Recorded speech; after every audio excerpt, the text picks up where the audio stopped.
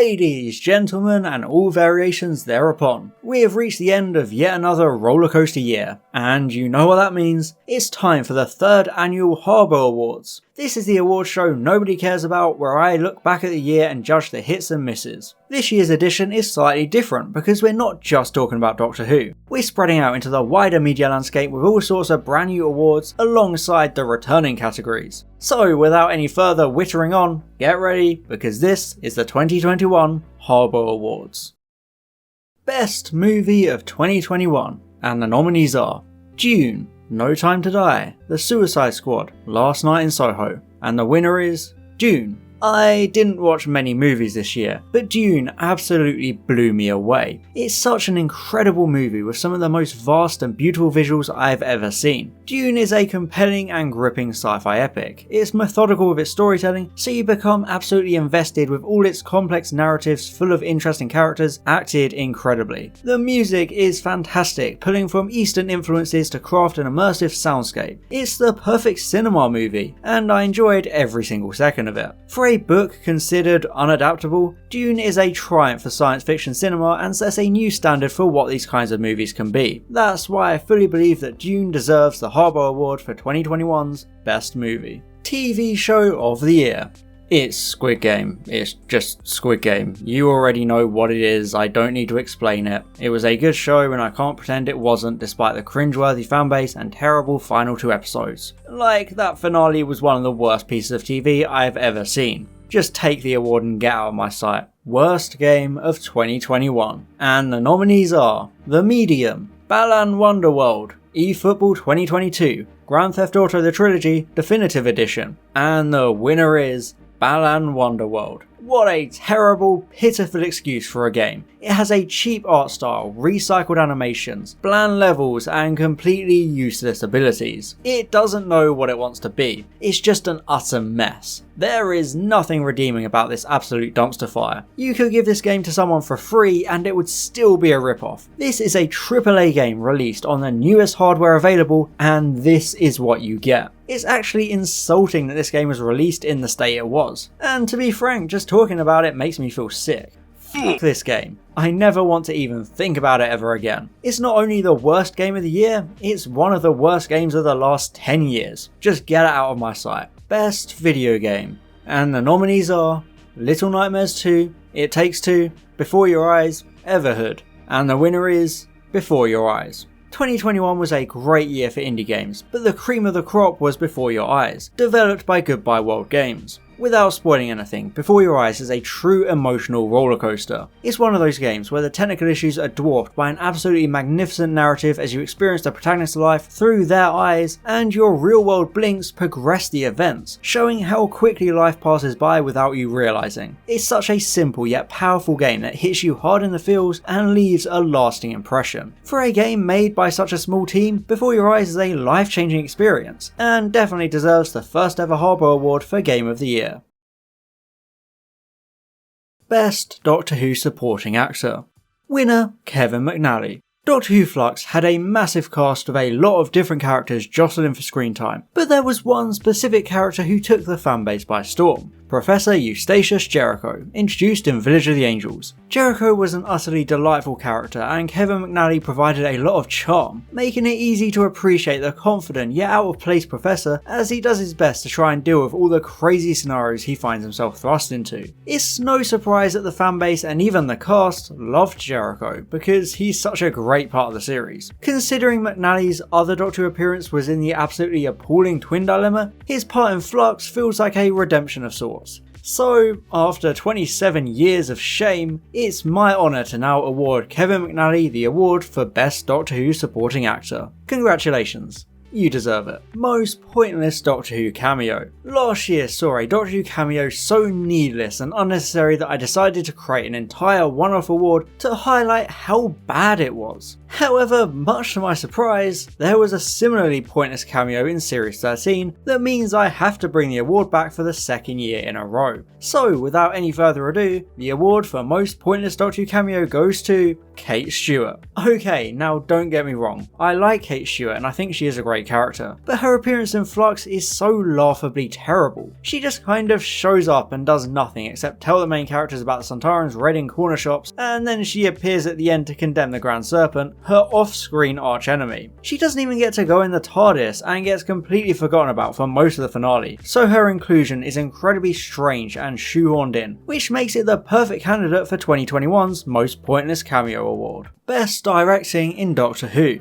and the award goes to Azza Salim for The Vanquishers. Regardless of what you think of the episode itself, there is no denying the Series 13 finale The Vanquishers is a very visually impressive episode with fantastic effects and great looking shots. There is so much variation in the episode with loads of vibrant locations. The episode looks so much sharper and better than previous Flux episodes. Visually, it's a standout episode and Salim knocks it out the park. Even though there were only 3 directors this year, Azza Salim more than deserves the award for Best Direction for this episode. So he joins the ranks of Emma Sullivan and Rachel Talalay as the winners of this returning award.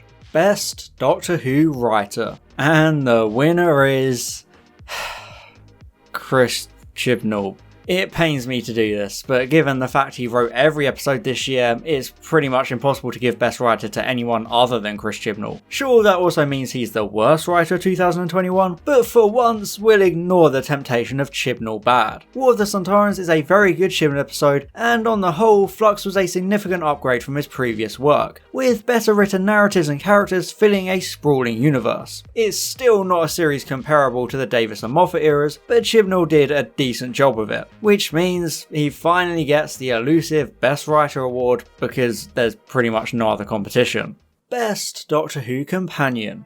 The Doctor always has a companion during their travels through space and time. 2021 saw a transition between TARDIS teams, making all 4 Chibnall era companions eligible for this award. So, the winner is Dan Lewis, played by John Bishop. I mean, come on, could this have gone to anyone different? New companion Dan was an immediate breath of fresh air in Flux. His character development may have been non-existent, but his presence is so liberating after the character sludge of the previous 2 series. Dan is such a lovable and fun character with all his sarcastic remarks and jokes. He brings a lot to the episodes he's in, so he's easily the best companion of 2021, even if he almost never actually interacts with the Doctor, which is kind of weird. Worst Doctor Who episode. Each year I have given an award to the worst episode of Doctor Who to come out in that calendar year. 2021 is no different, with a couple of possible winners. So, here are the nominations: The Vanquishers, The Halloween Apocalypse, and Survivors of the Flux. And the winner is The Vanquishers.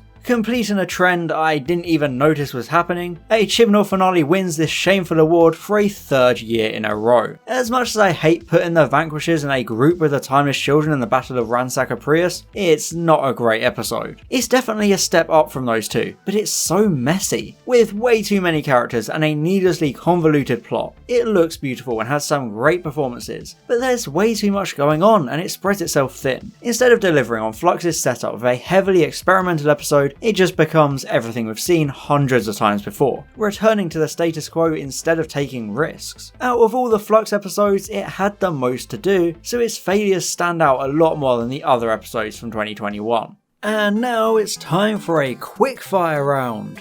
First of all, Best Dalek. And the winner is that one from Revolution. Look at him go. Worst Media Fanbase. And the award goes to the Doctor Who fandom. I mean, are you surprised? Best long-form Doctor Who critique. The Redemption of Doctor Who by Harbo Awards. He's a good channel. Best piece of Doctor Who expanded media as voted by you. And the award goes to The Year of Martha. Hey, you're the ones who voted, so blame each other. And lastly, Best Doctor. And the nominees are The 13th Doctor, The 13th Doctor, The 13th Doctor Blue Coat Edition, and The Fugitive Doctor, and the award goes to 13th Doctor Blue Coat Edition. I mean, it's a decent coat, isn't it? And now it's time for what you've all been waiting for, the biggest award of the night, Best Doctor Who Episode of the Year. The nominees are Revolution of the Daleks, War of the Sontarans, and Village of the Angels. And the winner is War of the Centaurans. In a year with only 7 episodes of Doctor Who, there isn't a lot of choice for the best episode, but I think War of the Centaurans easily tops that list. It's essentially the most standalone episode within Flux, and it's a very enjoyable ride, making the Centaurans an intimidating villain once again after years of mockery. The Crimean setting perfectly complements the monsters, and the supporting duo of Mary Seacole and General Logan represent the two sides of the Doctor's relationship with humanity. The episode splits the cast effectively by putting Dan in the modern day and Yaz in the more Flux-centric side plot. It's a satisfying episode with good pacing and structure. Not that there's a high bar of course, but it's definitely the best episode of the entire Chibnall era. It just feels like Doctor Who and you don't need too much context to enjoy it. So everything comes together to make it the best Doctor Who episode of the entire year. So that's it for another explosive edition of the Harbo Awards. It's been a pretty hectic year with all sorts happening, but we made it through and can now look forward to the next grand adventure. And I won't lie, it was a difficult year for me, but as always, I appreciate your continuing support as I strive to make better videos about more topics. I even put my whole life on hold for 2 months to make my massive 2-hour-long Flux review, and I'm so grateful for the response and all the positive comments it received. I don't know what 2022 holds, or whether I can even continue doing this full time, but I hope I can still deliver the best possible content for you all to enjoy. So look after yourselves and have a happy new year. I'll see you in the next video. And I'd like to give an extra special thank you to my diamond level patron Fallon Cortez, and all my gold level patrons: Alex Marston, Basil Disco PhD, Calvin, Daniel Shillito, Francois aka Line Vortex, George, Herna Verzog, and Stefan Never Miller. Thank you so much for your support.